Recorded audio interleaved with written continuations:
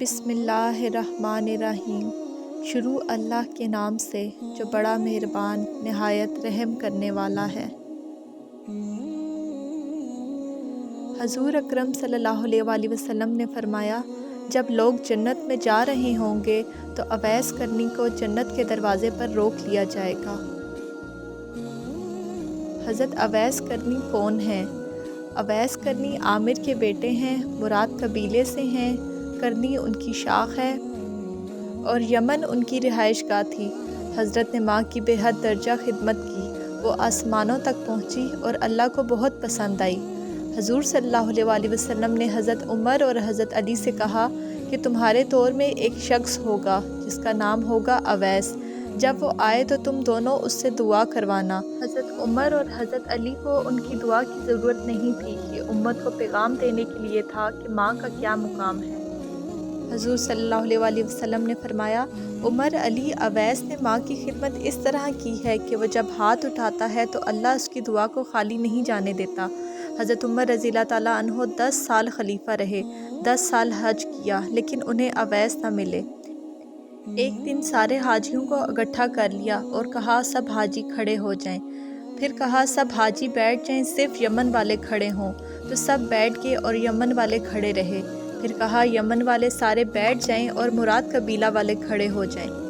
پھر کہا مراد والے بیٹھ جائیں اور کرن والے کھڑے رہیں۔ صرف ایک آدمی بچا، تو حضرت عمر نے کہا تم کرنی ہو؟ اس شخص نے کہا ہاں جی میں کرنی ہوں۔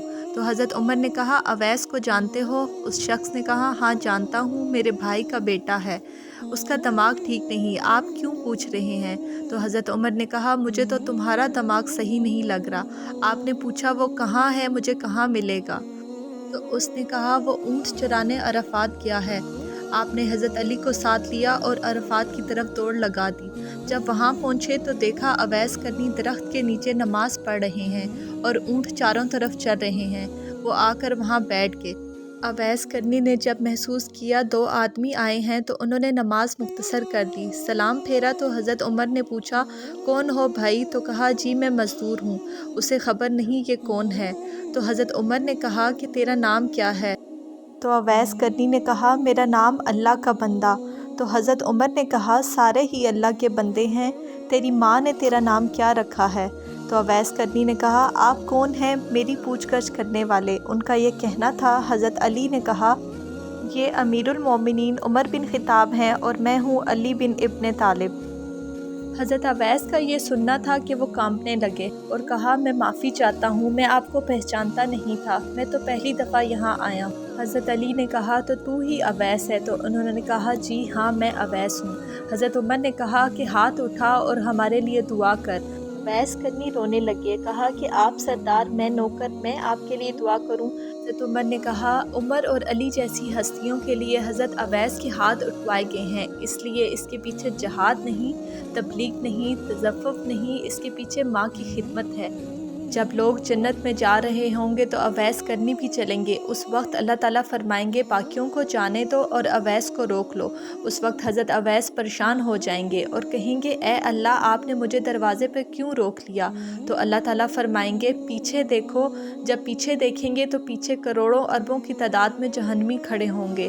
تو اللہ تعالیٰ فرمائے گا اویس تیری ایک نیکی نے مجھے بہت خوش کیا، ماں کی خدمت۔ تو انگلی کا اشارہ کر، جدھر جدھر تیری انگلی پھرتی جائے گی میں تیرے طفیل ان کو جنت میں داخل کر دوں گا۔ یہ ہے پھل والدین کی خدمت کا۔ اللہ تعالیٰ ہم سب کو اپنے والدین کی خدمت کرنے کی توفیق عطا فرمائے، آمین۔